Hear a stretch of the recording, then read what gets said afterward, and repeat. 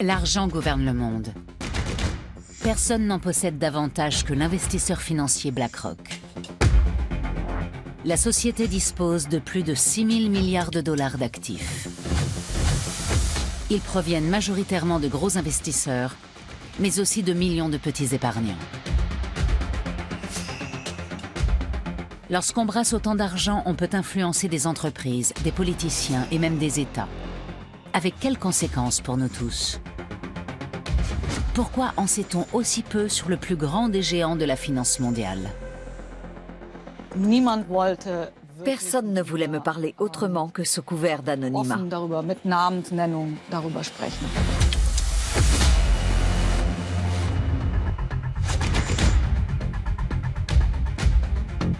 I think BlackRock is an extremely dangerous company.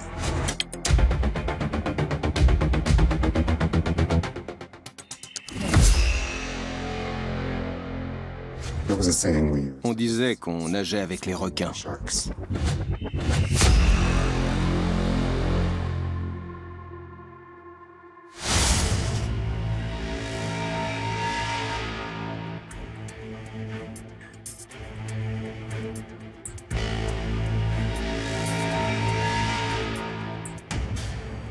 Le siège de BlackRock, le plus grand investisseur financier du monde, se trouve sur la 52e rue à New York, en plein cœur de Manhattan.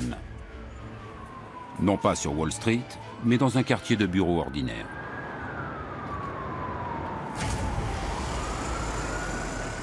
L'édifice est ouvert au public. Le rez-de-chaussée abrite une boutique de design ainsi qu'un café.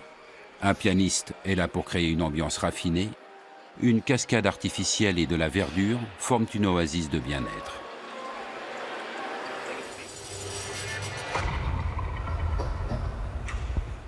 Les bureaux de BlackRock se trouvent derrière cette imposante barrière. Le soir, les livreurs de repas se bousculent au portillon. Quand on travaille ici, on ne compte pas ses heures. Les affaires passent avant tout. À la tête de la société, Lawrence D. Fink, surnommé Larry. C'est le gestionnaire d'actifs le plus puissant du monde. Ses 14 500 employés brassent plus de 6 000 milliards de dollars. Aucune autre société au monde ne gère autant d'argent. Un tel succès ne tombe pas du ciel. Il faut faire preuve de motivation, d'ambition, d'intelligence et d'un grand flair. On peut bien sûr avoir de la chance et engranger 1 milliard en un an. Mais ensuite, il faut maintenir ce niveau, décrocher de nouveaux clients, parvenir à conserver ses investisseurs et, dans l'idéal, se développer. Et BlackRock ne cesse de croître. Depuis son introduction en bourse en 1999, son cours est monté jusqu'à plus de 400 $. La première action que Larry Fink a tenue dans ses mains en valait à peine 14.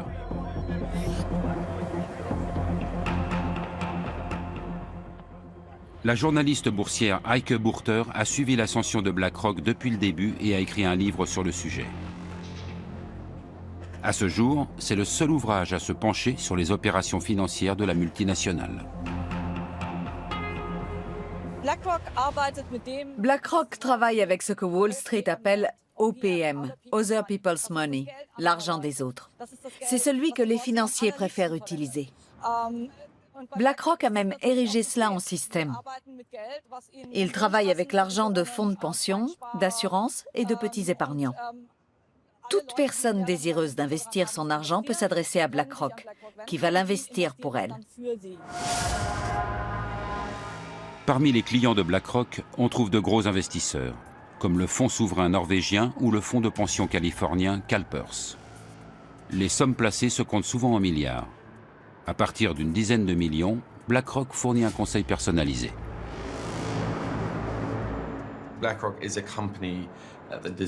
C'est une société qui doit être surveillée, car il s'agit du plus grand groupe d'investissement du monde.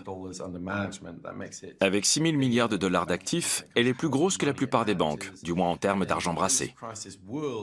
Depuis la crise financière, les groupes comme BlackRock sont les nouveaux rois du marché. Je ne pense pas qu'on puisse dire que BlackRock soit une entreprise connue. Je pense qu'elle est même totalement inconnue en France, à l'exception des milieux financiers. Et même dans les milieux économiques, les gens savent que c'est un investisseur important, qu'il est présent au capital de beaucoup d'entreprises, mais ils ne connaissent pas plus. BlackRock gère également l'argent de petits épargnants. Pour eux, elle propose des fonds plus abordables appelés ETF. Vendus sous la marque iShares, ils constituent près d'un tiers des actifs de l'entreprise.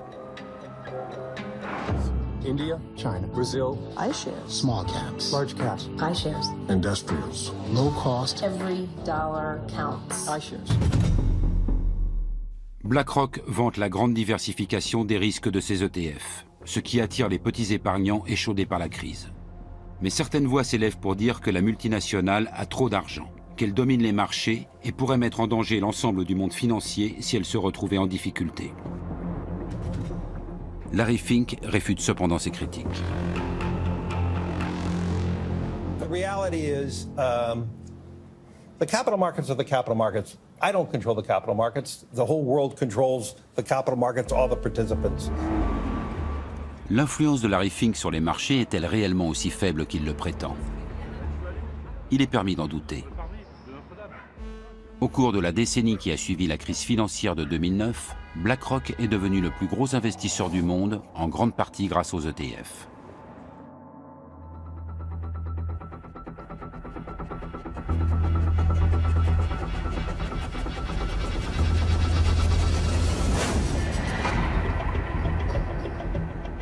Juin 2009. Alors que la crise tient le monde entier en haleine, BlackRock rachète pour 13,5 milliards de dollars la filiale d'investissement de la banque britannique Barclays, ruinée. Une transaction colossale. Du jour au lendemain, BlackRock voit le montant de ses actifs doubler. Mais plus important encore, la société se lance dans la commercialisation d'ETF. Les ETF ont pris de l'ampleur après la crise. On a alors vu se développer la plus longue bulle financière de l'histoire, qui ne cesse de grossir depuis maintenant une dizaine d'années. Et au cours de cette période, les ETF ont littéralement explosé.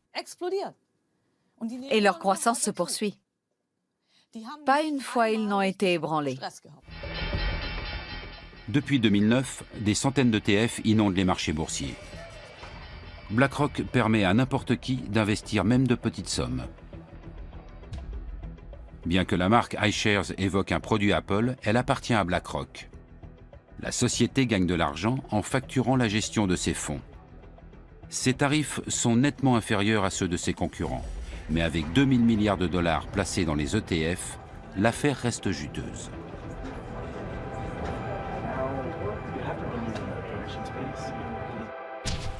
Le sigle ETF signifie Exchange Traded Funds, c'est-à-dire fonds négociés en bourse.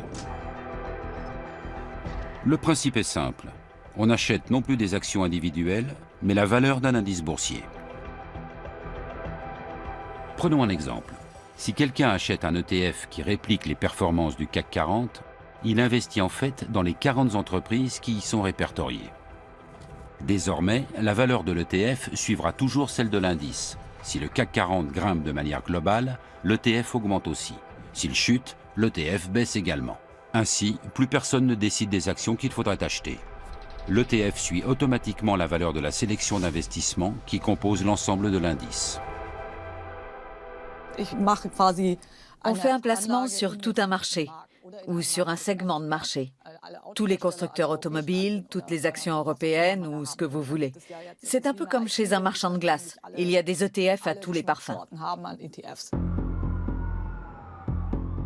Depuis la crise financière, les clients n'ont plus confiance dans leurs banques. Nombre d'entre eux cherchent une solution transparente et rentable pour leur placement, d'autant que les comptes d'épargne ne rapportent pratiquement plus rien. Aux États-Unis, les ETF sont particulièrement à la mode.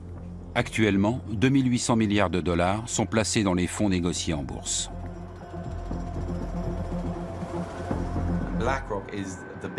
BlackRock est le plus gros pourvoyeur d'ETF. Cela nous a permis à tous d'épargner à moindre coût. Mais l'énorme pression que cela a créée a contraint les gestionnaires d'actifs traditionnels à baisser leurs tarifs.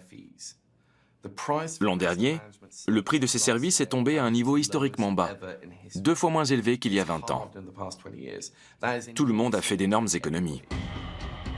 Mais l'euphorie suscitée par les ETF retombe soudainement en 2015 lorsqu'une légende de Wall Street s'en prend par surprise au produit phare de BlackRock. Pour son coup d'éclat, l'investisseur en fonds spéculatif Carl Icahn choisit une émission télévisée dans laquelle le ton est généralement plutôt amical.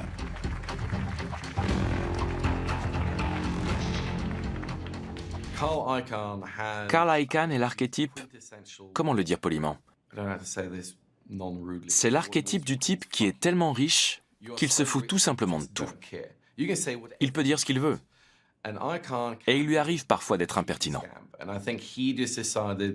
Je pense qu'il a simplement voulu piquer au vif Larry Fink, qui n'était pas vraiment habitué à ce qu'on lui rentre ainsi dans le lard. I think BlackRock is an extremely dangerous company. Okay, and I mean this. C'est un vieux loup de mer de Wall Street. On l'a souvent dit fini, mais il a toujours rebondi. On peut ne pas l'apprécier, mais c'est assurément quelqu'un qu'il ne faut pas trop sous-estimer. You get this party mobile, and everybody in the party in this mobile, and they're all on this party, they're all having a drink. And in the drink, they're all having this drink and having fun. And you know who's pushing that thing? They're pushing it. It's Larry Fink and Janet Yellen. Pushing that. And they're pushing the goddamn thing. Sur le ton de la plaisanterie, Carl Icahn accuse devant les caméras Larry Fink et Janet Yellen, alors présidente de la Réserve fédérale américaine, de prendre le risque d'une nouvelle crise financière. This party thing is going. Every once in a while, Janet wants to put the brakes on it. And Larry says, "No, let it go." And the people in the party are yelling, "No, no, don't touch those brakes. Don't touch. This is fun." And they're moving toward this cliff, see? And the cliff is there. And this thing is going to go over this cliff. And you know what's going to destroy it? They're going to hit a black rock. That's right. That's what I'm saying. Un spécialiste de premier plan qualifie BlackRock de danger pour le monde de la finance. Son attaque va ternir l'image de l'investisseur financier. Y a-t-il vraiment trop d'argent placé dans ces ETF ?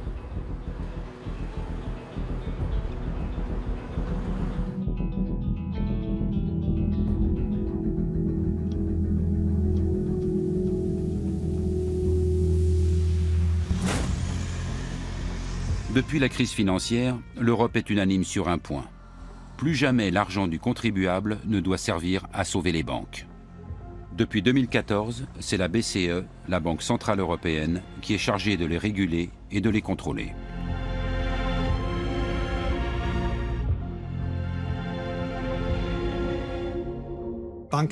Les banques doivent posséder bien plus de fonds propres.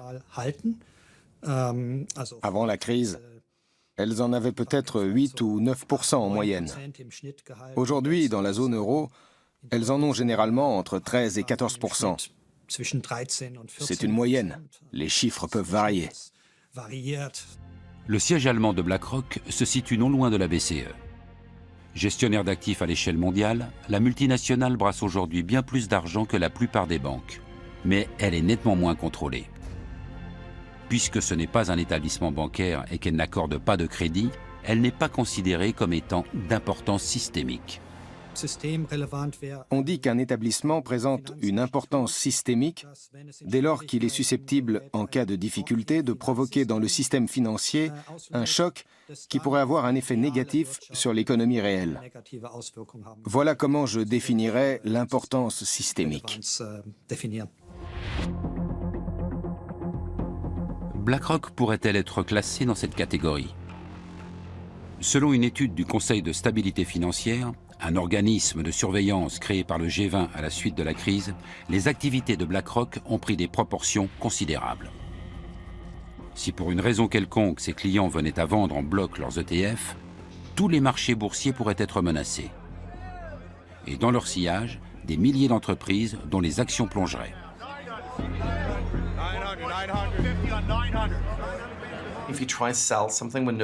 Si vous tentez de vendre quand personne ne veut acheter, le prix peut chuter très rapidement. La baisse se répercute alors sur l'ensemble des marchés. Et c'est l'effet boule de neige. On craint donc que les ETF s'avèrent dangereux sur certains marchés si les circonstances sont réunies. Et cette préoccupation est fondée. Avant la crise, il y avait plusieurs milliers de milliards d'ETF. Et tout allait bien. Ils se comportaient comme ils étaient censés le faire. C'est justement pour cette raison que les gens ont eu davantage confiance dans les ETF après la crise.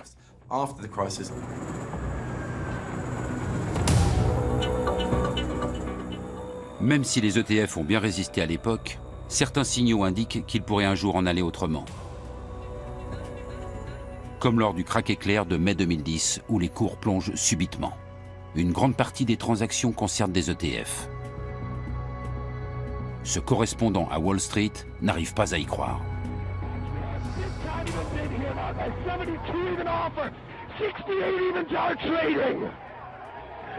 Guys, 70 even bid here now once again. 70 evens trade. 71 even bid here now with the 72 evens are trading.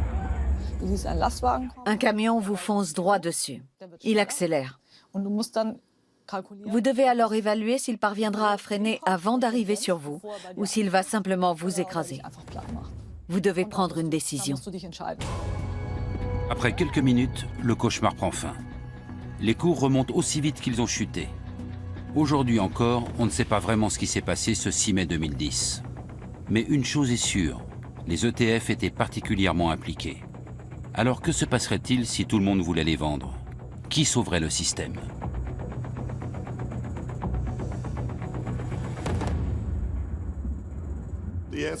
J'en sais rien. En l'absence d'un régulateur, cela pourrait devenir problématique, car personne ne serait là pour les tirer d'affaire. S'ils étaient adossés à une banque, elle interviendrait sans doute. Mais un établissement non bancaire, lui, n'en aurait pas les moyens. Une simple société de gestion ne dispose pas de suffisamment de fonds propres.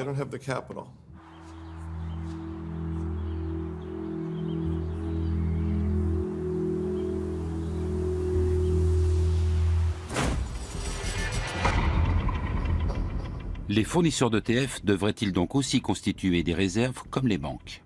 Ils disposeraient alors de moins d'argent pour spéculer et de moins de possibilités de faire des profits.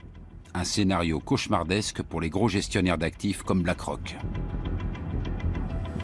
Pour ne rien arranger, une étude internationale réalisée par des universitaires et publiée juste après enflamme la discussion sur l'importance systémique de BlackRock. L'un des auteurs enseigne à l'université McGill de Montréal.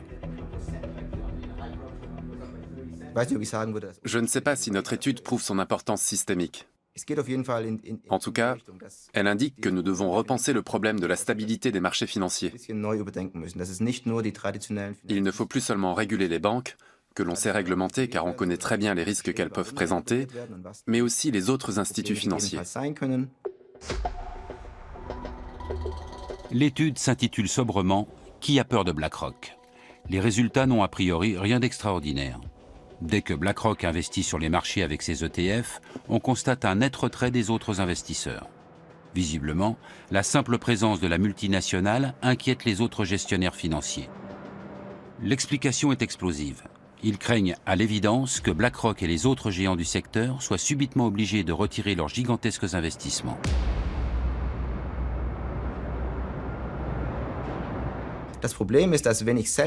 Le problème, c'est que si mes investisseurs viennent me voir pour me dire que la valeur de leur portefeuille a chuté et qu'ils voudraient récupérer leur argent, je dois revendre leurs actions alors même que leur prix est à la baisse. C'est-à-dire au moment le plus défavorable. Tout le monde à la bourse craint une telle situation. Le sauve-qui-peut général tant redouté ne se ferait pas attendre. Un tel mouvement de panique pourrait alors s'avérer d'importance systémique. Les cours plongeraient, les investisseurs perdraient des milliards et les sociétés cotées subiraient d'énormes pertes. Le système imploserait. Les géants comme BlackRock emporteraient tout dans leur chute. Et qui sera là pour récupérer les ETF? Qui les achètera s'ils sont en train de plonger? Qui? Quand il n'y a plus personne, le marché plonge. On peut toujours dire que ça n'arrivera jamais. C'est en tout cas ce qu'affirme BlackRock.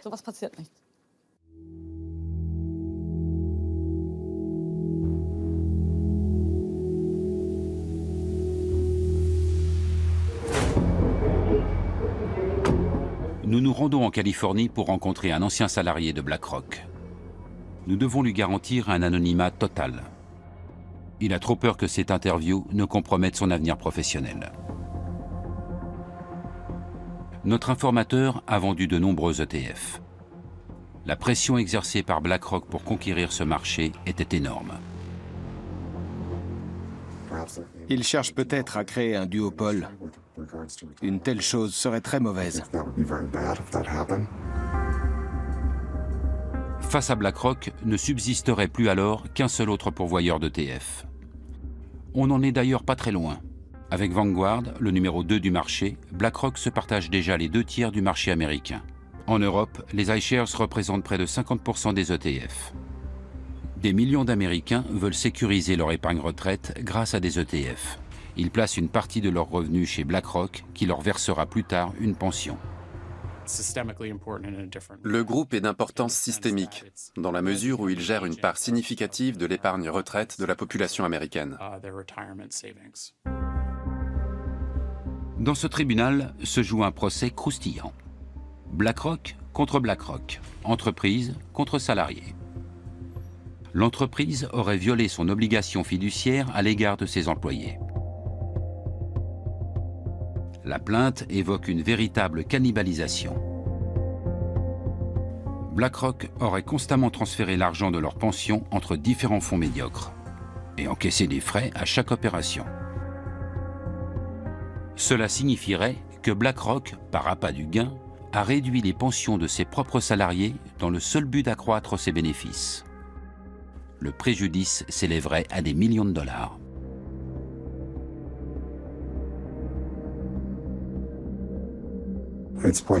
Il est probable que BlackRock fera traîner la procédure encore des années et que je ne touche finalement pas un centime.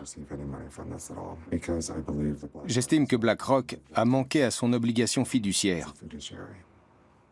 Si elle avait pris ses responsabilités au sérieux, elle aurait dû être plus transparente sur son barème tarifaire. Le gros risque qu'ils courent, c'est de voir leur réputation entachée. Une grosse fraude qui saperait la confiance dans leur gestion serait bien plus dommageable pour eux qu'un problème financier.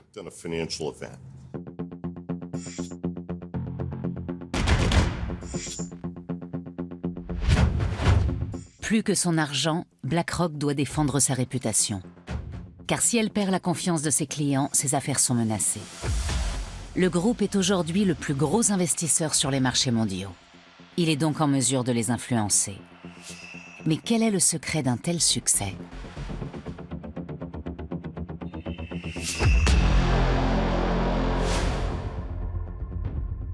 BlackRock est actionnaire de milliers de sociétés. Apple, Microsoft, Facebook, Shell. L'entreprise a placé ses fonds partout. Et même si cet argent est un simple prêt de ses clients, Larry Fink et ses gestionnaires peuvent en disposer à leur guise. Larry Fink a créé un écosystème comparable à celui d'une banque. Le groupe gère et génère beaucoup d'argent. Dès qu'il investit dans un nouveau secteur, les cours de la bourse grimpent immédiatement. Il pèse si lourd qu'il influence le marché. En Allemagne, BlackRock est un gros actionnaire dans les 30 plus grandes entreprises du DAX. Il en va de même en France, où la multinationale possède de larges parts dans les sociétés du CAC 40 comme Airbus, Renault ou L'Oréal. BlackRock est la cheville ouvrière des marchés financiers. C'est chez elle et chez les autres gros investisseurs institutionnels que les investisseurs américains et du monde entier placent leur épargne retraite. Ces groupes investissent pour nous. Ils sont les intermédiaires qui garantissent nos pensions et le bon fonctionnement des marchés. Ils ont une grande responsabilité.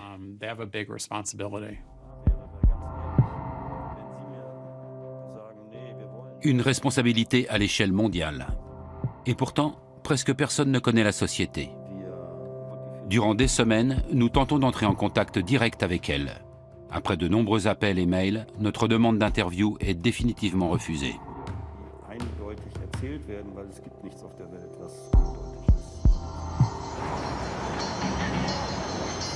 La journaliste Heike Burter en a elle aussi fait l'expérience. Depuis bientôt 20 ans, elle écrit sur Wall Street pour diverses rédactions. Mais au cours de ses recherches pour son livre sur BlackRock, elle s'est heurtée à un énorme mur de silence. Oui, en effet. Et quelque chose m'a surprise.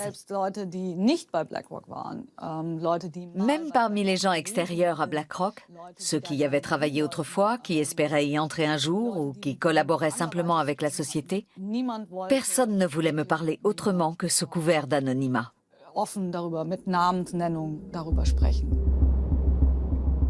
Jusqu'à présent, aucun employé de BlackRock n'a encore osé s'exprimer ouvertement. Même l'ex-salarié que nous rencontrons à San Francisco redoute l'influence de son ancien employeur. Il évoque la pression quotidienne subie chez BlackRock. Pour être franc, on se plaignait beaucoup.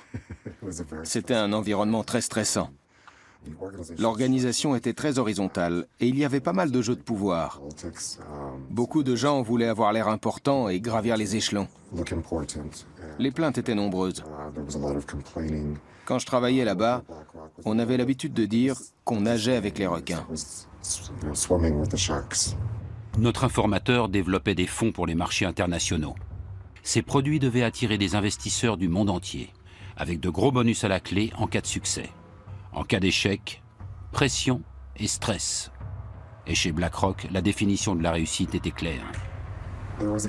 Une expression qu'on utilisait la résume bien. Rendre les riches encore plus riches. Je caricature, bien évidemment. Mais la réussite chez BlackRock, du moins pour moi, se mesurait à mes performances et à mes bonus. Ils louaient des salles où le PDG présentait les résultats du trimestre et exposait aussi ses objectifs.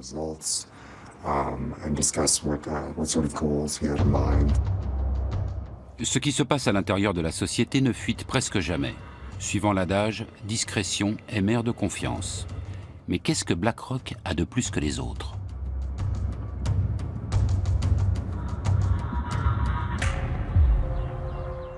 La réponse se trouve à 1300 km au nord de San Francisco, près de la frontière américano-canadienne. Wenatchee est une petite ville de 30 000 habitants.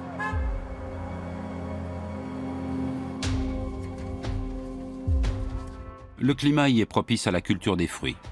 Wenatchee s'est autoproclamée capitale mondiale de la pomme. Mais sa principale source de revenus provient d'ailleurs. Microsoft, Yahoo et d'autres y sont implantés car le barrage de Rocky Ridge leur fournit de l'électricité relativement bon marché. Exception faite des vergers, c'est assez désert. Et au milieu de ces pommeraies se trouve aussi BlackRock. Dans ce qui ressemble à des entrepôts, se cachent les serveurs informatiques du plus grand investisseur financier du monde. Jour après jour, ils explorent le monde numérique à la recherche de tout ce qui pourrait être utile pour l'industrie financière.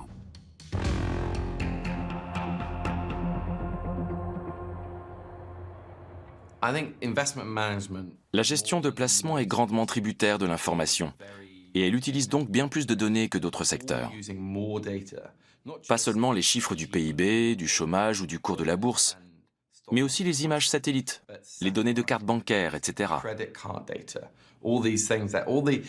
Toutes ces empreintes numériques que nous laissons dans l'économie numérique, les gestionnaires d'actifs s'en emparent et les anonymisent au maximum avant de les utiliser pour réaliser des transactions et surveiller les risques.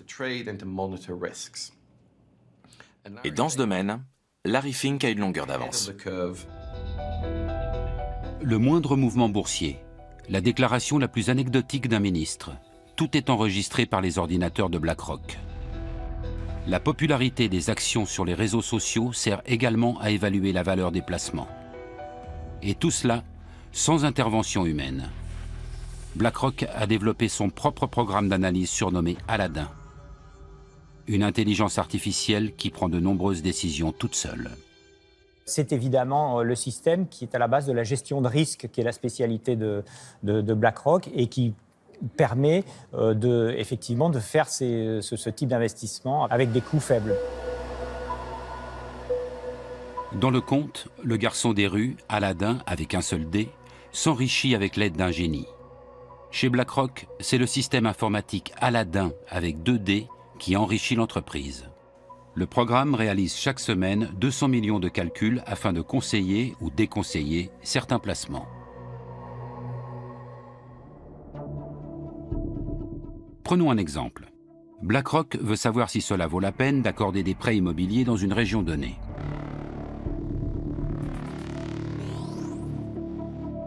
Aladdin remarque que ces derniers temps, beaucoup de crédits de ce type y ont été résiliés prématurément. Dans la masse des données, il découvre une constante. La région compte une proportion importante de cadres d'une grande société informatique.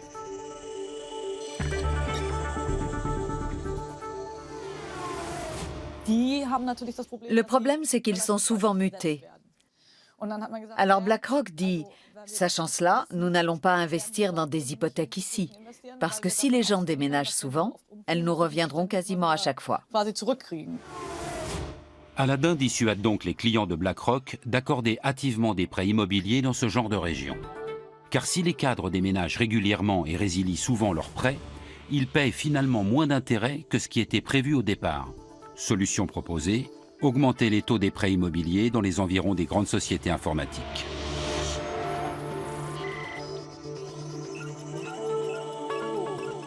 Mais Aladdin rapporte encore plus d'argent à BlackRock dans bien d'autres secteurs. Quelles sont les entreprises à suivre? Lesquelles sont surévaluées ou présentent des risques? Quels sont les projets des politiques? Où émergera la prochaine crise? Aladdin en sait davantage que n'importe qui. Et pour faire appel à ses pouvoirs magiques, il suffit d'y mettre le prix.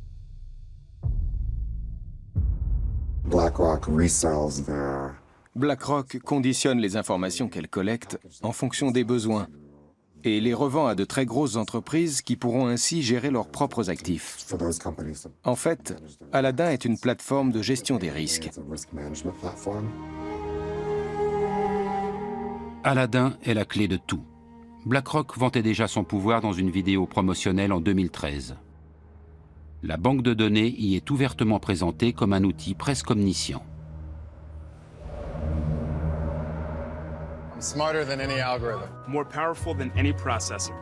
Because I am Aladdin. Because I am Aladdin. A new kind of intelligence. For a new world of investing. Aujourd'hui, Aladdin brasse pas moins de 18 000 milliards de dollars. Vous m'avez bien entendu. C'est presque autant que le PIB des États-Unis.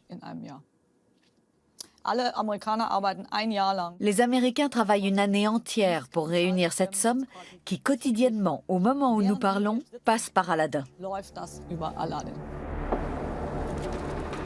18 000 fois 1 milliard de dollars. Un montant astronomique à 12 zéros. Mais que se passerait-il en cas de bug ou de piratage? Ayant utilisé ce produit, je sais à quel point les procédures pour introduire la moindre modification au système sont draconiennes, afin de réduire les risques. Cela reste néanmoins préoccupant que tant d'argent passe par cet unique système. Si Aladdin et un autre programme gèrent seuls tout l'argent de la planète, je crains un duopole à la Coca-Cola et Pepsi. Imaginez les risques que cela représente et le pouvoir qu'ils auront. C'est un problème systémique.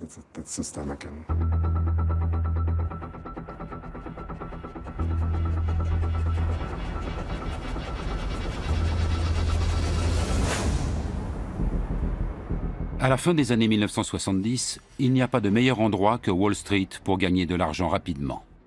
Pour devenir célèbre, on va à Hollywood. Pour faire fortune, direction la bourse. Le jeune Lawrence D. Fink, alors âgé de 23 ans, n'a aucune velléité d'acteur. Sa maîtrise en administration des affaires immobilières en poche, il quitte Los Angeles pour se rendre à New York. Larry Fink était banquier d'investissement. Il a commencé chez First Boston. C'était un enfant prodige, un véritable crack. Les traders d'alors travaillent dans d'immenses salles de marché et réalisent des gains incroyables. L'actuel PDG de BlackRock aurait joué pas moins d'1 milliard de dollars en bourse avec son service. Mais soudainement, le conte de fées prend fin. J'ai étudié de nombreux grands chefs d'entreprise et ils sont presque tous milliardaires. J'ai constaté que souvent, au début de leur carrière, ou parfois au milieu, ils ont connu un gros échec personnel qui leur a fait perdre énormément d'argent, voire leur emploi. La malédiction de Wall Street frappe Larry Fink au milieu des années 1980. À la suite d'une baisse des taux d'intérêt, des propriétaires échangent leurs anciens prêts onéreux contre de nouveaux prêts à des taux plus avantageux. Larry Fink ne l'a pas vu venir et se retrouve soudain avec sur les bras une montagne d'actions dont plus personne ne veut. Il a perdu 100 millions de dollars et est devenu persona non grata dans sa banque. D'autres sont passés par là. Quand vous prenez un tel bouillon, on vous évite dans l'ascenseur comme si vous étiez pestiféré. Plus personne ne veut être vu avec vous. Vous devez alors vous tourner vers autre chose. Ce qu'il a fait. J'ai effectué des recherches pour savoir s'il avait été licencié ou s'il avait démissionné. C'est difficile à dire, mais c'est probablement lui qui est parti. En 1988, Larry Fink parvient à convaincre la société d'investissement Blackstone de créer avec lui une nouvelle entreprise. Blackstone Financial Management mise sur une gestion des risques la plus parfaite possible. Peu après, Larry Fink en change le nom. BlackRock est né. Elle se caractérise par l'incroyable accent qu'elle met sur le risque, sous toutes ses formes, au point que cela en devient presque obsessionnel.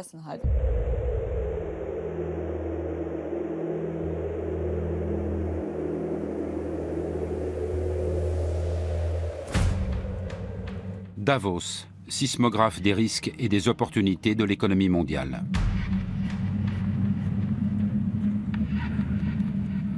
Une fois par an, jusqu'à 5000 policiers et militaires lourdement armés sont mobilisés dans ce village suisse où l'élite financière de toute la planète organise son forum économique mondial. Davos est une plateforme idéale, car les PDG de toutes les grandes entreprises, notamment technologiques, sont présents et viennent y puiser des connaissances. L'accès au forum est réservé aux participants dûment accrédités. Et seuls les chefs d'État sont autorisés à venir accompagnés de leur garde du corps. Davos offre aux grands de ce monde des possibilités illimitées d'étendre leur réseau. Dans le milieu de la finance, on dit que passer 3 jours à Davos, c'est s'épargner 3 mois de voyage. Ce sont des gens à part. Ils se connaissent tous. C'est un cercle très restreint. Ils se retrouvent dans des clubs ou à Davos. Ils s'assoient ensemble et discutent de l'état du monde, des inégalités sociales et des moyens d'y remédier. Ils évoluent dans les hautes sphères. Et BlackRock a toujours voulu être de la partie. Larry Fink rencontre ici des chefs d'État, des hommes politiques ou des PDG. Parfois, ils participent ensemble à des tables rondes. Mais la plupart du temps, ils s'entretiennent à huis clos.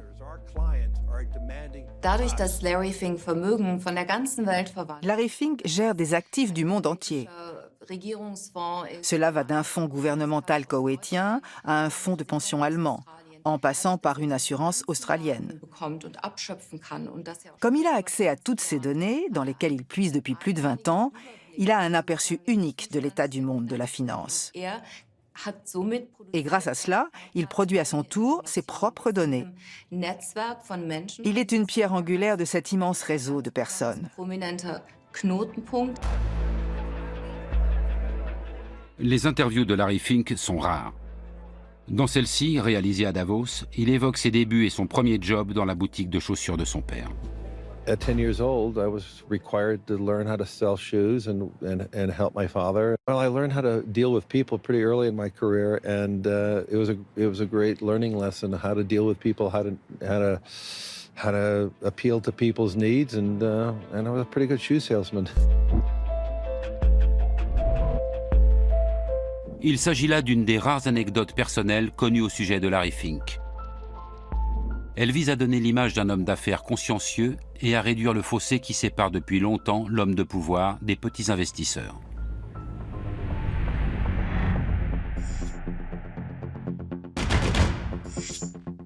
Malgré un incident de carrière, le PDG de BlackRock est aujourd'hui l'un des hommes les plus influents du monde de la finance. Il doit avant tout son ascension au logiciel d'analyse des risques Aladdin, qui offre à BlackRock un avantage considérable en termes de connaissances. On ignore ce qui est réellement stocké dans cette base de données. Quoi qu'il en soit, Aladdin prend de lourdes décisions en matière d'investissement à l'échelle mondiale. L'utilisation de ce programme pose la question de l'influence qu'il confère à BlackRock sur notre société.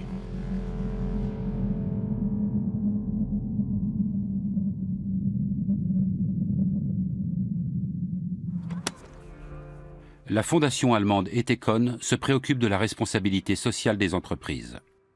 Ces dernières années, ses militants se sont intéressés à plusieurs reprises à BlackRock. Ils ont notamment passé au crible les déclarations publiques de Larry Fink. Our asset owners, our clients are demanding us to focus on things like ESG, to focus on societal needs. They are now looking for examples in which they can invest. And so I do believe the power of the community, I do believe the power of society is forcing the companies to navigate. spricht davon, dass Unternehmen Il dit que les entreprises ou les grands groupes devraient s'inquiéter pour leur image, car les jeunes les scrutent de plus en plus sur les réseaux sociaux. Larry Fink publie régulièrement des lettres adressées aux dirigeants des entreprises dans lesquelles BlackRock a investi. Il s'y montre attaché à leurs responsabilités sociales. La société exige que les entreprises, à la fois publiques et privées, se mettent au service du bien commun. Pour prospérer sur le long terme, toute entreprise doit non seulement produire des résultats financiers, mais également montrer comment elle apporte une contribution positive à la société. C'est le discours à la mode actuellement. Mais pour moi, il ne s'agit que de blabla idéologique. Il se présente comme un visionnaire et un philanthrope, alors qu'il sait pertinemment ce que font ces entreprises, notamment Rheinmetall. Rheinmetall est l'un des plus gros fabricants d'équipements militaires d'Europe. Basé à Düsseldorf, le groupe vend des armes dans le monde entier. La fondation Ethicon a donc décerné à la société et à ses investisseurs un prix négatif, le Black Planet Award. En tant qu'actionnaire important, Larry Fink est nommément cité. Par l'intermédiaire de BlackRock, il investit dans de gros groupes, en particulier ceux dont les marges bénéficiaires sont les plus attrayantes. Même s'il sait très bien que ces entreprises s'enrichissent grâce à d'épouvantables guerres civiles, comme celle qui déchire en ce moment le Yémen. Il investit également dans des entreprises qui gagnent de l'argent en détruisant la nature.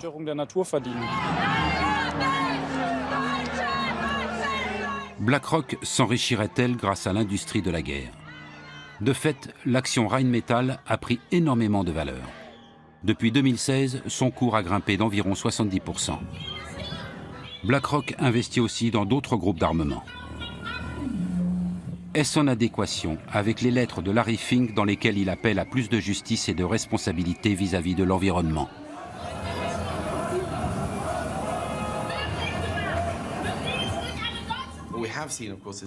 Larry Fink aime bien envoyer chaque année sa lettre aux dirigeants d'entreprise pour leur donner ses directives.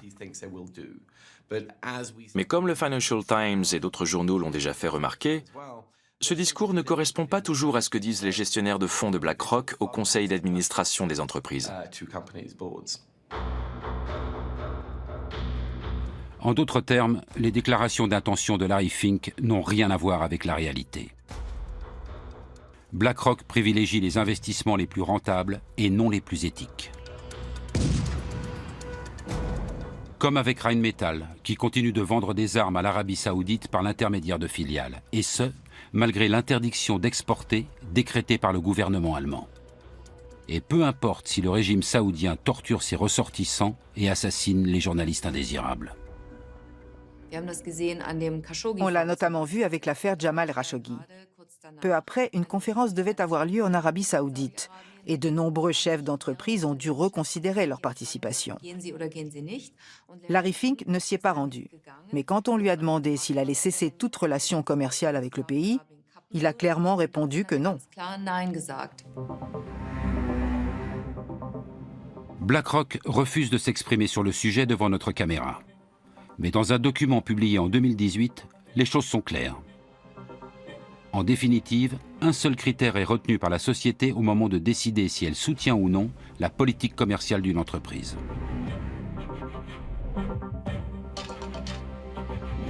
Nous voterons contre la direction si l'entreprise ne réagit pas ou ne semble pas agir dans l'intérêt à long terme des actionnaires. BlackRock reconnaît donc indirectement faire pression sur les entreprises lorsque les affaires ne vont pas comme prévu.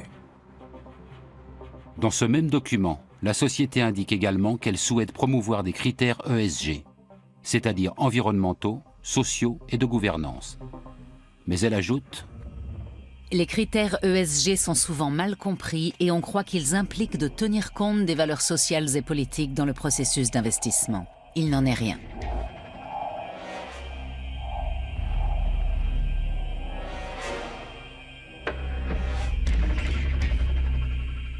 Et le siège de BlackRock à Francfort précise encore sans ambiguïté: les gestionnaires d'actifs ne peuvent pas utiliser les actifs de leurs clients pour promouvoir leurs propres opinions sociales ou politiques. BlackRock n'intervient pas dans les décisions d'ordre moral, mais s'ingère dans les autres aspects de la vie de l'entreprise. Son influence va-t-elle au-delà des votes lors des assemblées générales annuelles? Disons que BlackRock investit au capital d'une entreprise pour le compte d'un fonds privé et qu'elle détient dès le départ 5, 10 ou 15% des parts, ainsi qu'un siège au conseil d'administration. Dans ce cas, en effet, elle s'impliquera plus activement, car c'est dans son intérêt de favoriser et de développer une nouvelle entreprise. Parfois, ça peut rapporter gros. Même les plus importants PDG des grands pays industrialisés ont pu le constater. Un article du magazine d'affaires allemand Wirtschaftswoche a enquêté sur l'influence de BlackRock sur ses dirigeants. Johannes Tyson, patron de l'entreprise allemande E.ON, résume ainsi: le département gouvernance d'entreprise de BlackRock rencontre ces entreprises, mais ces sociétés elles aussi cherchent à les rencontrer. C'est une réalité. Ils ont de l'influence, mais ils n'ont besoin de rien forcer. Simplement, ils décident.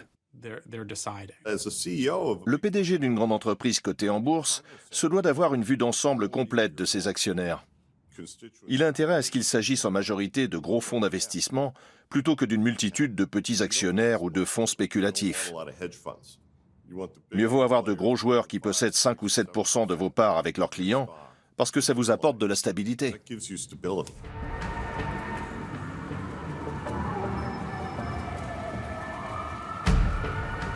La puissance de BlackRock peut-elle être mise au service d'une noble cause? En décembre 2017, Emmanuel Macron invite à Paris des hommes politiques, des entrepreneurs et des responsables du secteur financier pour la première édition du One Planet Summit. Une décision importante est prise en clôture. Avec le soutien de la France et de l'Allemagne, BlackRock devra développer un fonds censé investir, par exemple, dans les industries durables en Afrique. L'approche de ce projet a été faite à travers effectivement la rencontre entre Larry Fink et le président Macron. Le souhait à la fois de Larry Fink était de s'engager à la demande de ses clients sur des projets d'investissement verts. Et le président Macron est à l'initiative de cette plateforme d'engagement que rejoignent beaucoup d'acteurs du secteur privé et des acteurs de la finance. Larry Fink demande ensuite au président français de lui ouvrir le marché des pays en développement, officiellement pour sauver le climat. Mais on peut aussi penser que la France et l'Allemagne aident tout simplement BlackRock à conquérir de nouveaux marchés et à gagner des investisseurs supplémentaires. On lui propose de sortir de sa zone de confort. Et comme il ne connaît pas particulièrement les géographies des pays du Sud, notamment Afrique, les deux agences de développement, que ce soit la KfW ou l'AFD, sont pour lui un partenaire essentiel pour maîtriser le risque. Aucun projet n'a encore été concrétisé. Une chose est néanmoins sûre. Le fonds ne devrait pas investir dans les pays très pauvres, mais uniquement dans les marchés en expansion. la volonté de BlackRock de quitter sa zone de confort pour sauver le climat a visiblement ses limites. D'autant que le groupe continue d'engranger de l'argent avec des entreprises peu soucieuses de protéger l'environnement. Cette contradiction entre parole et acte a donné lieu à de nombreux actes de protestation. Larry Fink se fait régulièrement épingler pour ses investissements dans les énergies sales comme le charbon, le pétrole ou le gaz.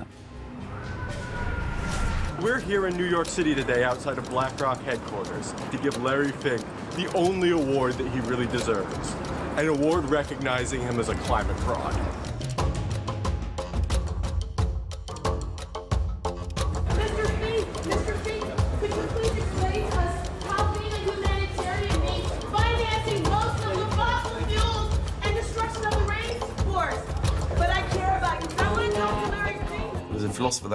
Un philosophe a dit que du bois courbe dont est fait l'homme, rien de droit n'a jamais été taillé.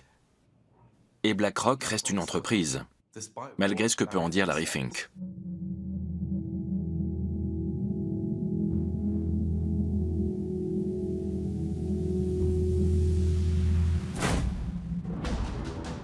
La mainmise de BlackRock grandit à chaque nouvel investissement. Le groupe vote déjà aux assemblées générales de 17 000 grandes sociétés du monde entier et influence donc leur stratégie.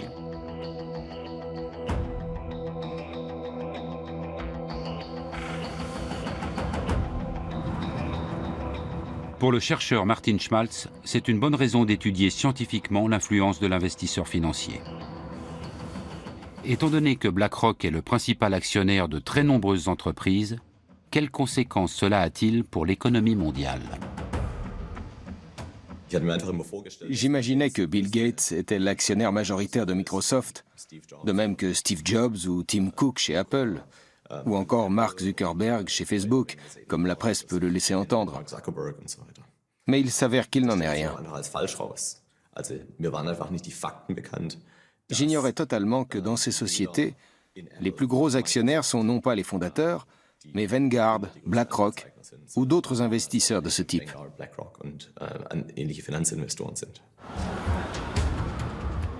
Martin Schmaltz relève notamment que ces groupes investissent dans des entreprises qui sont concurrentes. Les experts parlent alors de propriété commune. Par exemple, BlackRock possède des actions à la fois chez Adidas et chez Puma. Avec quelles conséquences sur la concurrence ? La propriété commune, c'est le fait que les gros actionnaires possèdent des parts dans pratiquement toutes les entreprises du monde. On craint que cela réduise la concurrence. Et en effet, les sociétés grossissent, elles diminuent en nombre et elles dominent certains secteurs. Mais on ignore si cela est dû aux investisseurs institutionnels. Afin d'en savoir plus, Martin Schmaltz et ses collègues ont analysé le marché du transport aérien américain. Il s'avère que les prix des billets des grosses compagnies ont parfois augmenté jusqu'à 11% sous l'influence de la propriété commune.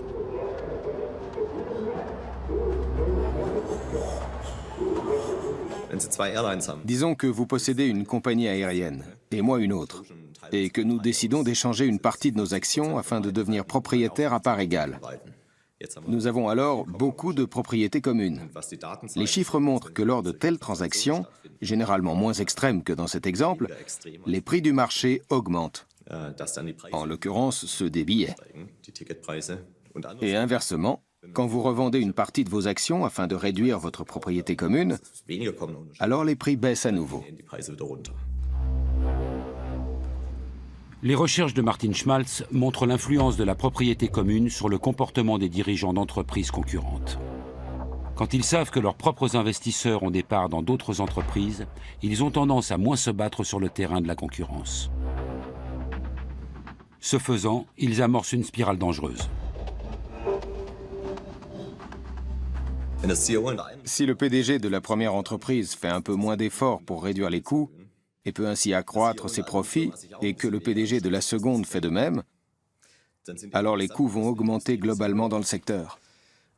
Ça va ralentir la demande et conduire les entreprises à moins produire. Quand les entreprises produisent moins, les prix des produits sont plus élevés, du simple fait que moins d'offres fait monter les prix. On peut donc se retrouver dans une situation paradoxale où les marges augmentent dans le secteur, alors même que l'effort de réduction des coûts est moindre. Cette étude a fait grand bruit dans le monde entier. Même la célèbre université de Berkeley surveille cette nouvelle menace qui plane sur la concurrence. Celle-ci, si Martin Schmaltz a raison, ne serait plus en péril uniquement en cas d'accord direct sur les prix.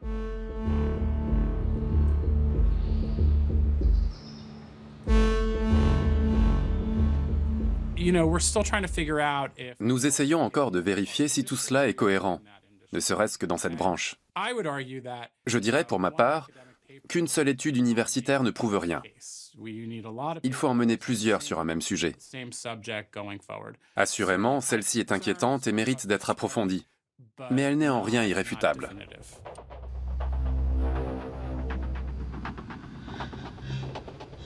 Martin Schmaltz a également étudié le secteur bancaire américain.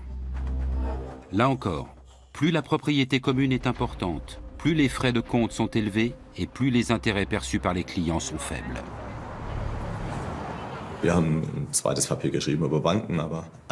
Nous nous sommes penchés sur les banques, mais d'autres se sont intéressés aux prix pratiqués par les grands groupes de semenciers et ont, là aussi, montré les effets de la propriété commune. Une demi-douzaine d'études indiquent que la propriété commune influence la faculté d'innovation des entreprises. Le sujet fait débat parmi les scientifiques. Les médias s'en emparent aussi, car il fait l'effet d'une bombe. Un monde où les grands groupes financiers limiteraient sévèrement la concurrence serait préjudiciable à l'ensemble des économies nationales.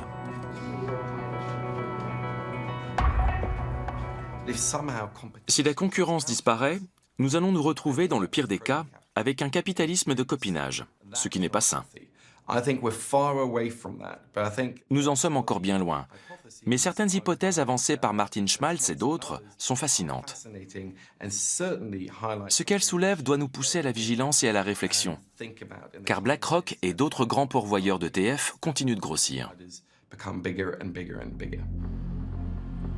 Si Martin Schmaltz a raison, l'économie de marché pourrait en être bouleversée. Les concurrents ne se battraient plus pour gagner la faveur des clients, mais seulement celle de leurs investisseurs. L'intéressé est souvent invité pour présenter les résultats de l'étude. Ici, devant l'Office fédéral des ententes, l'autorité allemande de la concurrence abonne. Cette question que Martin Schmaltz a soulevée au sujet de la propriété commune a déjà trouvé son application ici. Nous examinons les choses au cas par cas et nous essayons de voir quels effets cela pourrait avoir sur la concurrence. Mais à ce jour, aucun cas n'a encore mené à une interdiction pour ce motif.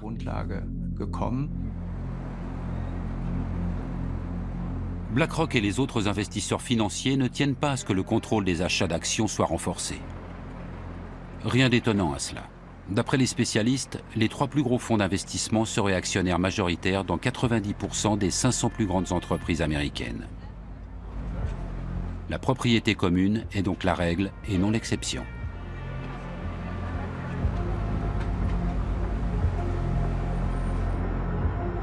Plus le débat fait rage, plus on voit surgir des contre-expertises censées renforcer la position de BlackRock.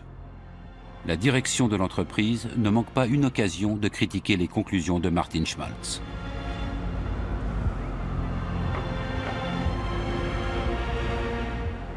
Afin d'examiner les dangers potentiels de la propriété commune pour l'économie, la Commission fédérale du commerce a organisé une audition à New York en novembre 2018. Les allégations de l'économiste allemand menacent les intérêts de BlackRock.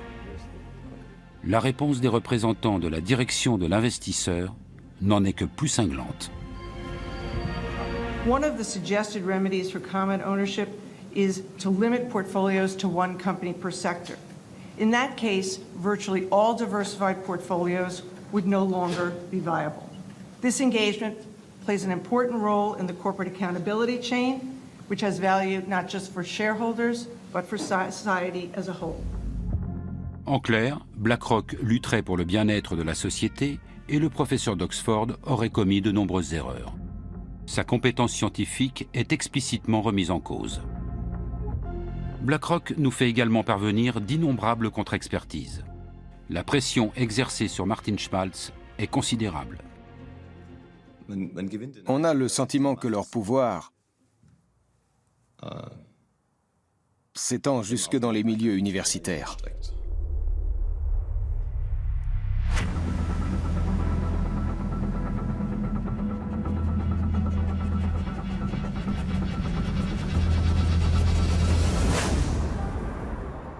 Dans le quartier de Wall Street, personne ne doute de l'impact significatif de BlackRock sur les marchés. Mais comment l'entreprise est-elle devenue si puissante en si peu de temps?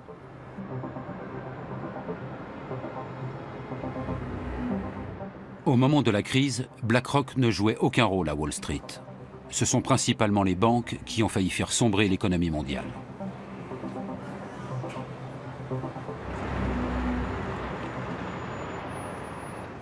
En septembre 2008, la banque d'investissement américaine Lehman Brothers fait faillite, ébranlant dans son sillage le système financier mondial. L'une des tâches les plus urgentes consiste alors à déterminer la gravité réelle de la situation pour les divers instituts bancaires. Sur quels titres toxiques ont-ils spéculé? Quelle est l'ampleur des dégâts? Qui peut répondre à ces questions? Et surtout, à qui peut-on encore se fier?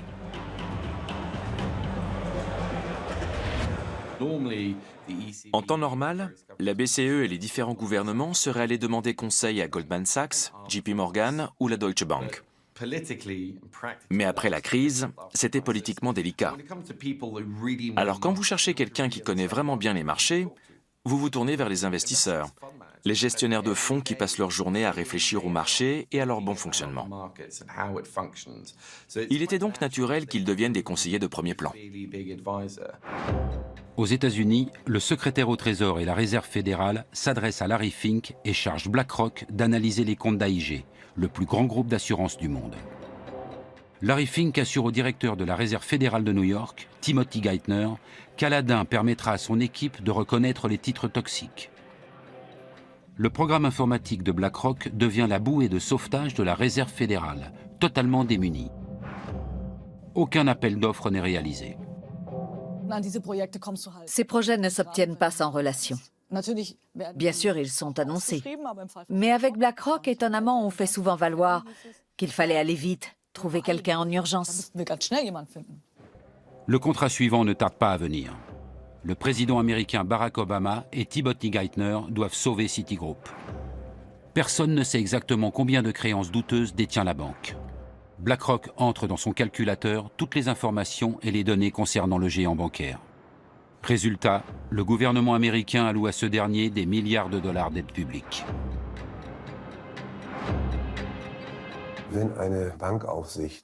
Si l'autorité de contrôle du secteur bancaire ne peut pas définir elle-même les critères de robustesse d'une banque, elle capitule. Cette connaissance privilégiée ne peut et ne doit être développée que par ce gendarme lui-même. Et elle doit rester sa prérogative exclusive. Lorsqu'en 2009, Barack Obama nomme Timothy Geithner secrétaire au Trésor, Larry Fink obtient une entrée directe à la Maison-Blanche. Les perspectives s'annoncent exceptionnelles pour BlackRock.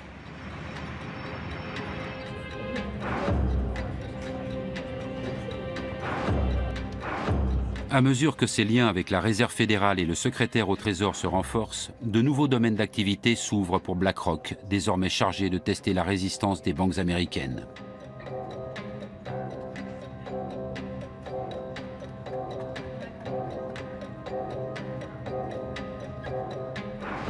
L'Europe aussi fait bientôt appel au service de BlackRock.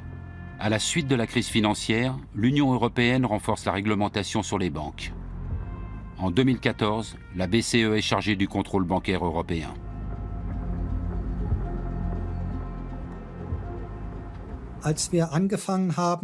Lorsque nous avons mis cela en place en 2014, nous avons rapidement dû procéder à une évaluation complète de l'ensemble du système bancaire. Nous disposions encore de peu d'effectifs.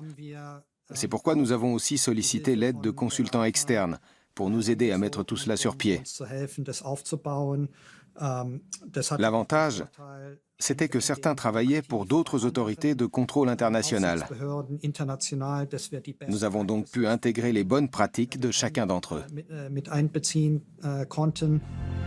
C'est depuis ces bureaux que sont actuellement régulées les principales banques européennes. Les employés de la BCE collaborent avec BlackRock et d'autres consultants externes. La plus haute autorité de contrôle public en Europe partage ainsi ses données économiques les plus sensibles avec BlackRock. Larry Fink ne risque-t-il pas de se servir de ces informations pour son propre compte? On s'assure évidemment que les consultants que nous avons choisis mettent en place des Chinese Walls pour dissocier clairement leur activité de conseil pour nous de la gestion qu'ils opèrent pour leurs propres clients. C'est parfaitement normal dans une banque d'investissement. Et s'il s'avérait que quelqu'un mélangeait un peu les genres, il serait renvoyé sur le champ. Comment fonctionnent ces Chinese Walls, ces fameuses murailles de Chine? Prenons un exemple.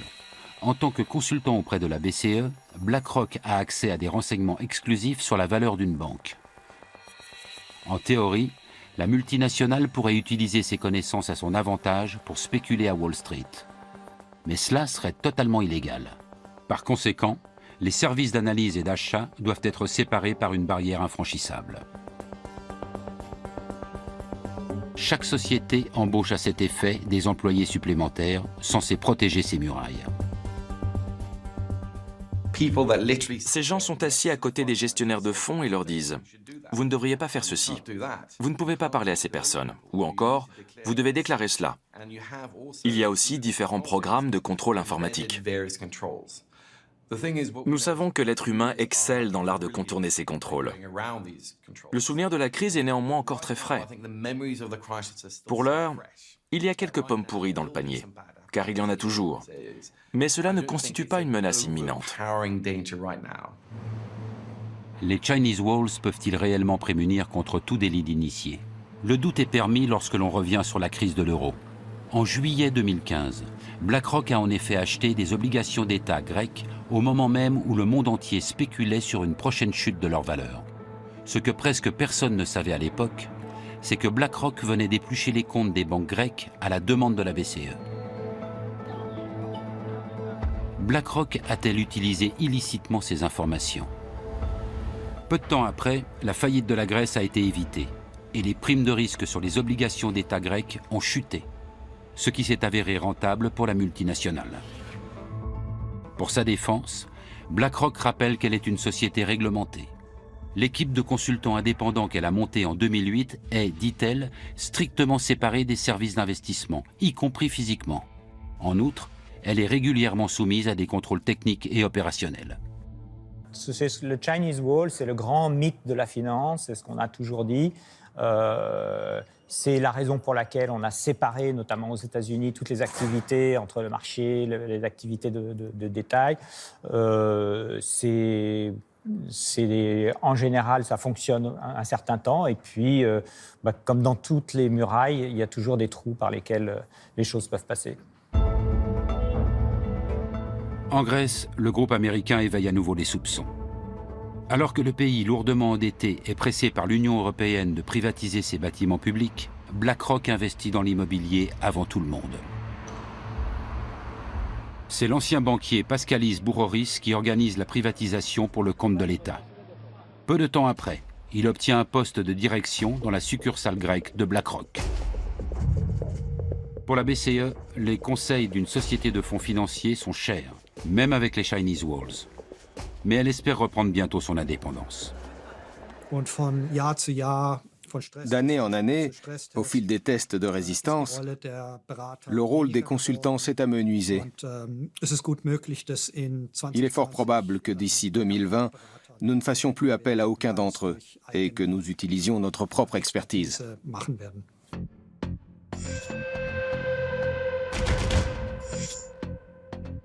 Non seulement BlackRock est le premier investisseur financier du monde, mais la société conseille également les gouvernements et les banques centrales. Beaucoup craignent que cette activité lui donne accès à des informations sensibles sur le système financier, qu'elle pourrait utiliser à son avantage.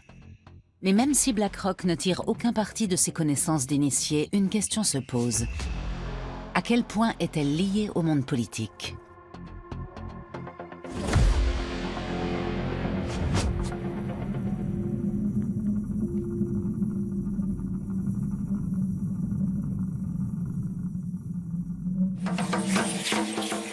Avec 127 millions d'habitants, le pays d'origine des Aztèques est le 10e pays le plus peuplé du monde. Son PIB par habitant est pratiquement équivalent à celui de la Chine. Malgré les problèmes qu'il connaît, le Mexique aiguise donc les appétits. Notamment celui de BlackRock. Depuis 2008, le groupe américain investit massivement dans ce pays.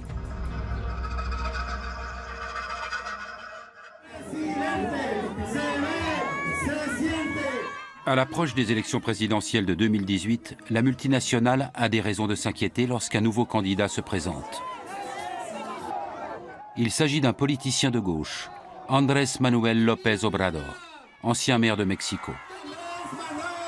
Beaucoup d'investisseurs craignent qu'il ne nationalise d'importants secteurs de l'industrie, comme le souhaitent nombre de ses partisans. Le candidat le plus fort était alors M. López Obrador, l'actuel président du Mexique. C'était celui qui allait le plus à l'encontre des courants politiques et économiques dominants en vigueur dans le pays depuis des décennies. Le secteur de l'énergie récemment privatisé est au cœur des débats. BlackRock y a placé beaucoup d'argent et prévoit d'investir dans un nouveau gazoduc. Avec l'ancien président, la confiance règne. Mais l'élection d'un homme de gauche imprévisible risque de mettre en péril les investissements du groupe. Et ce, précisément au Mexique, le pays préféré de Larry Fink.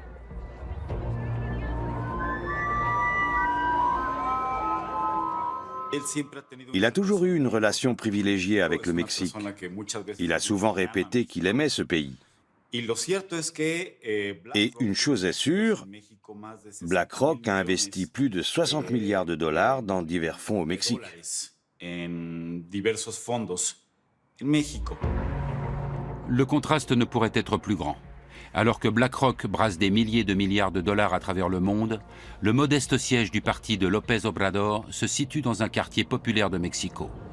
C'est de ce bâtiment que le politicien mène sa campagne. Son quartier général n'a d'ailleurs pas bougé depuis. Pour parler aux candidats ou à ses hommes de confiance, il faut normalement passer par ce hall d'accueil.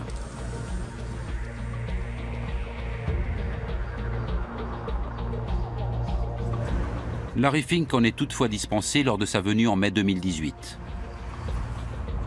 Avec d'autres gestionnaires financiers, il a le privilège de rencontrer le politicien de gauche dans un hôtel de luxe. Le contenu de leur discussion reste confidentiel. Toujours est-il que le candidat Obrador déclare alors publiquement que les fonds d'investissement américains restent les bienvenus au Mexique. Je crois que cette rencontre a été, et j'insiste sur ce point, une marque de confiance. Ça allait bien au-delà d'une simple démonstration de bonne volonté. Peu de temps après, López Obrador est élu à la tête du pays. Le peuple attend de lui qu'il combatte la corruption et la criminalité en pleine explosion. Mais beaucoup veulent aussi renationaliser des secteurs de l'économie privatisés dans lesquels BlackRock a placé des milliards. Cependant, après sa victoire électorale, le nouveau président n'en parle plus et il n'en reparlera sans doute plus jamais. Car aucun dirigeant mexicain ne peut se passer de l'argent de gros investisseurs étrangers comme BlackRock. La probabilité que le président Obrador confisque ou chasse les capitaux étrangers investis au Mexique dans le secteur de l'énergie est nulle, pratiquement nulle, pour une simple question de survie. Aucun organisme international, que ce soit le FMI, la Banque mondiale ou la Banque de développement, ne prêterait de l'argent au Mexique pour compenser ces sommes.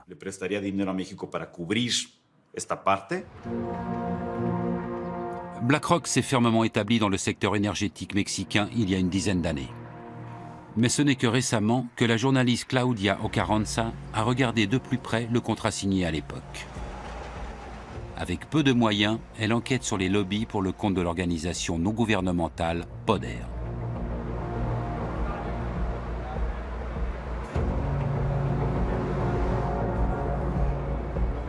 Pour des raisons de sécurité, nous ne pouvons pas filmer l'extérieur de son bureau.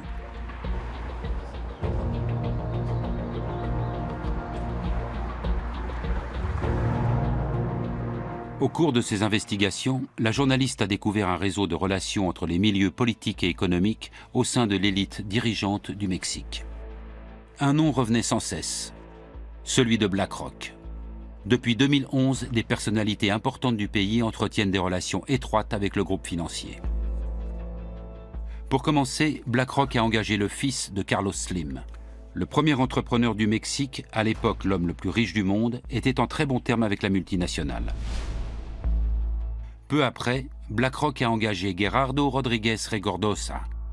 Alors secrétaire d'État aux finances, il s'était prononcé en faveur de la privatisation des entreprises publiques, ce qui allait dans le sens de son futur employeur, BlackRock. En 2015, Larry Fink a rencontré le président de l'époque, Enrique Peña Nieto, au sujet de la compagnie pétrolière publique Pemex. Pues no sabemos exactamente qué fue lo que pasó ahí, pero on ne sait pas exactement ce qui s'y est dit, mais il existe un mémorandum d'entente entre BlackRock et Pemex. Pemex, ¿no? Entonces, no es como tan il n'est donc pas difficile de comprendre à quoi a servi cette réunion. O de entender para qué era esa reunión. Y entonces Pemex, qui était une entreprise publique, est devenue une entreprise semi-publique. Cela signifie que son capital a été ouvert aux investisseurs privés nationaux ou étrangers. Claudia Ocarranza a eu accès au mémorandum. Il prévoit la création d'un bureau d'études commun à BlackRock et Pemex, ayant pour but de soutenir leur collaboration dans des projets énergétiques au Mexique. Le contrat proprement dit, qui contient tous les détails, reste à ce jour confidentiel. Officiellement, car il s'agirait d'un secret commercial et que cela pourrait menacer la relation entre BlackRock et Pemex, ainsi que la concurrence. Aujourd'hui encore, on ignore quel est le pourcentage maximal que BlackRock peut détenir dans une entreprise énergétique, ou quelles sont ses obligations en termes d'investissement. On n'en sait toujours rien. Mais la journaliste est parvenue à découvrir certains détails. BlackRock a accès à de gros projets énergétiques comme le gigantesque gazoduc Los Ramones. Avec un partenaire, la multinationale a injecté 900 millions de dollars pour développer cette infrastructure qui va relier le centre du Mexique au site de production de gaz de schiste au Texas. C'est le début d'une série d'investissements considérables dans le secteur énergétique mexicain. Malgré le changement de gouvernement et l'arrivée d'un président de gauche, BlackRock consolide toujours davantage son influence. Pour la seule année 2018, ils ont placé 85 milliards de dollars dans des fonds d'énergie renouvelable. Cela représente pratiquement 90% des fonds dont ils disposent. Et ils continuent d'investir dans le secteur de l'énergie. BlackRock fait partie des principaux investisseurs étrangers au Mexique. Outre le secteur de l'énergie, BlackRock s'intéresse surtout aux fonds de pension mexicains. En 2014, la Banque nationale l'autorise à investir une partie de l'épargne retraite des Mexicains. En d'autres termes, BlackRock a accès à l'argent de nombreux retraités et est chargé de sécuriser leur rente. Un marché immense.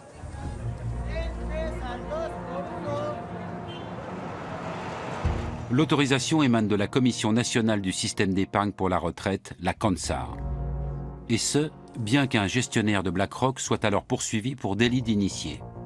Même si les charges retenues contre lui ont été par la suite abandonnées, Claudia Ocarranza est convaincue que légalement, aucun contrat n'aurait dû être signé avec une entreprise contre laquelle des poursuites étaient engagées. Et ce n'est pas tout.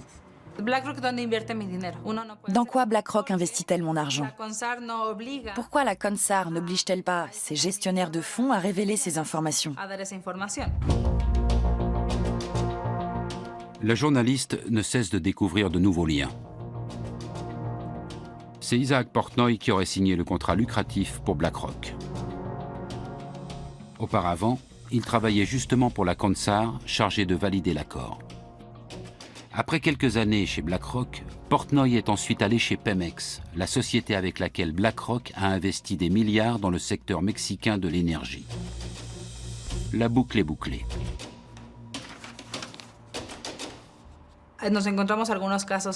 Nous avons rencontré quelques cas comme celui de BlackRock et Isaac Portnoy. Il est important de préciser que nous n'avons aucune preuve que celui-ci ait fait quoi que ce soit d'illégal. Mais nous savons qu'il siégeait à la CONSAR, qui réglemente les fonds de pension au Mexique. Un cas classique de pantouflage. Des personnalités importantes issues d'institutions publiques ou politiques se retrouvent chez BlackRock. Et inversement, en fonction des besoins.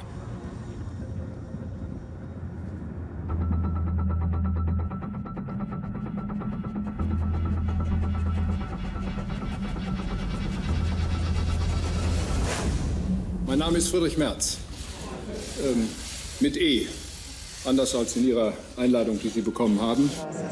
Lorsque la chancelière allemande Angela Merkel annonce en 2018 vouloir quitter la présidence de la CDU, un ancien haut responsable politique pose sa candidature pour lui succéder. Friedrich Merz, ancien président de groupe de la CDU au Bundestag, est entre-temps devenu président du conseil de surveillance chez BlackRock. Si les gens passent de BlackRock à la politique, je trouve ça moins problématique qu'ils se fassent payer ou autre. Ils pensent comme leur ancien employeur ou donneur d'ordre. Ils restent prisonniers de ce mode de pensée. Ils appréhendent le monde avec les yeux d'un employé de BlackRock. Au-delà de la question de la réglementation, c'est dérangeant qu'un dirigeant allemand puisse mettre toutes ses relations politiques à disposition d'une entreprise aussi puissante. Et que de surcroît, il revendique le droit de protéger les activités de gestion d'actifs de BlackRock, prétendument dans l'intérêt des citoyens. Mais personne n'est dupe. De même qu'il n'est pas crédible en connaisseur du monde économique. Il n'a jamais occupé de fonction de management. Dans la course à la présidence de la CDU, Friedrich Merz soutient également une mesure d'aide fiscale aux fonds de pension privés. Mais il omet de préciser que son ancien employeur en tirerait avantage. Wir haben eine viel zu geringe Ausstattung der betrieblichen und der privaten Altersversorgung mit kapitalgedeckten Systemen. Le fait de s'offrir les services de M. Merz, qui a le bras long dans la politique allemande, et dont on espère qu'il pourra protéger nos intérêts, est éloquent. Le problème, ce n'est pas seulement BlackRock, c'est l'ascendant du capital financier international sur la démocratie nationale.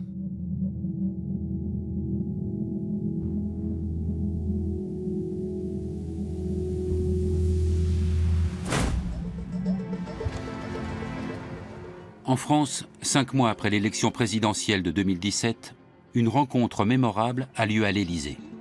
Emmanuel Macron invite des investisseurs, au premier rang desquels figure Larry Fink, le PDG de BlackRock.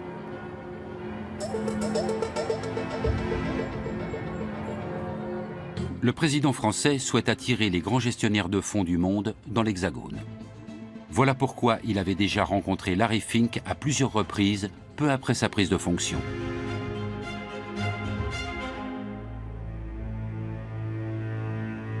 Aujourd'hui comme alors, les entretiens ont lieu à huis clos. Macron ne veut aucune caméra. Après, je pense qu'il est intimement convaincu, et je pense qu'il a raison de l'être, du fait qu'il faut être proche de ces gens-là, en tout cas en matière de business, pour parvenir à les faire s'installer sur le territoire français ou simplement y faire des investissements. Parce que ce qu'il cherche à attirer aussi, c'est l'argent, c'est les fonds. Emmanuel Macron veut favoriser les privatisations en France. À cet effet, le président de la République a créé une commission dont l'un des membres n'est autre que le patron de BlackRock France, Jean-François Cirelli. Cet ancien conseiller du président Chirac a aussi fait de Gaz de France l'une des plus grandes compagnies énergétiques du monde. Et tout comme Friedrich Merz en Allemagne, il ne cesse de réclamer un recours accru aux fonds spéculatifs pour l'assurance vieillesse.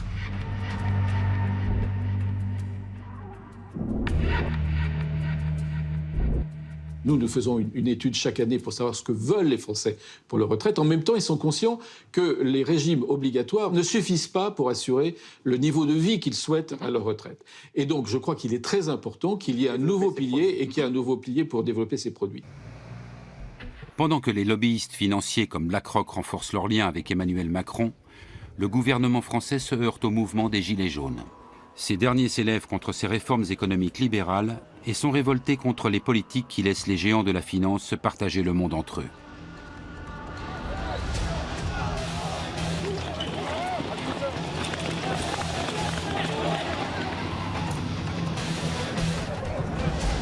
Du tout, donc ce sont des gens qui sont en protestation par rapport au système. Alors, est-ce que cette protestation par rapport au système, elle est due à la financiarisation et à BlackRock et à tous ses amis de la finance? C'est un peu rapide. Ce qui est vrai, c'est que le système de la finance lui-même a été générateur d'un niveau d'inégalité assez important et que la protestation de ces gens-là, elle est aussi contre les inégalités.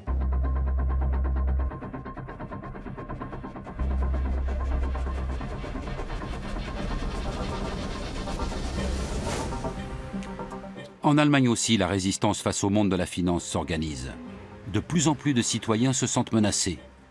Le Berlinois Russ Betairi s'indigne du prix des loyers dans la capitale allemande.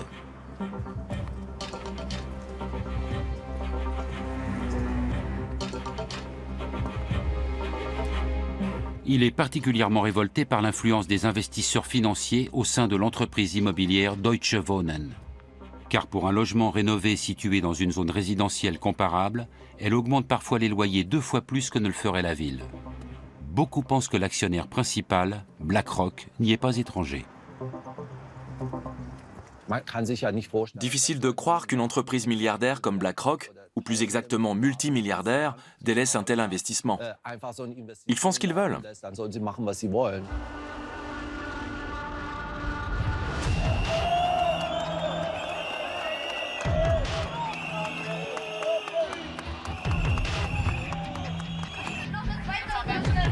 Des dizaines de milliers de personnes manifestent à Berlin afin de mettre un terme aux agissements de Deutsche Wohnen et de BlackRock.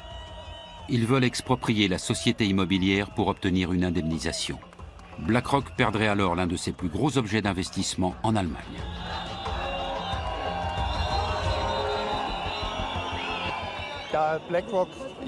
BlackRock possède aussi des actions de Deutsche Wohnen. Mais elle doit détenir près de 10% des parts. Ils préfèrent préserver leurs dividendes plutôt que d'entretenir les logements. Ils sont aussi chez Vonovia et dans toutes les grandes entreprises. BlackRock a tout intérêt à ce que les loyers augmentent. Russ Betairi a déjà récolté 70 000 signatures en faveur de l'expropriation. La colère contre les spéculateurs et les augmentations éhontées des loyers est si grande que le monde politique est bien obligé de prendre son initiative au sérieux.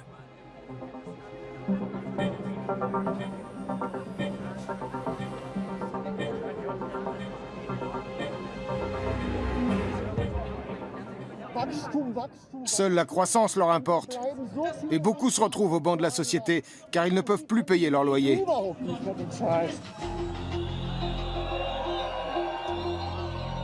La pression de la rue a déjà fait bouger les choses. Le débat qui a suivi la manifestation a conduit à un gel des loyers durant 5 ans, ce qui a fait chuter le cours de l'action Deutsche Wohnen d'environ 20%. Pour BlackRock, c'est une source de revenus sûre qui menace de se tarir.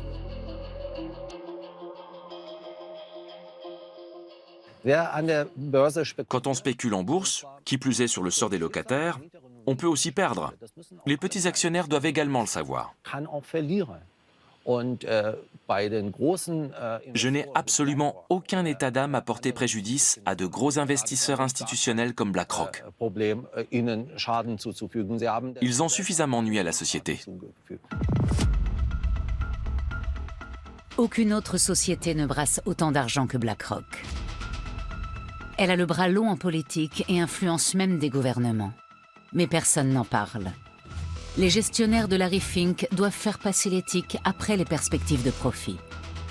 Plus le pouvoir des investisseurs grandit, plus la question se pose. Faut-il avoir peur de BlackRock? La taille de la multinationale pourrait-elle provoquer une crise financière mondiale? Et surtout, peut-on encore arrêter BlackRock?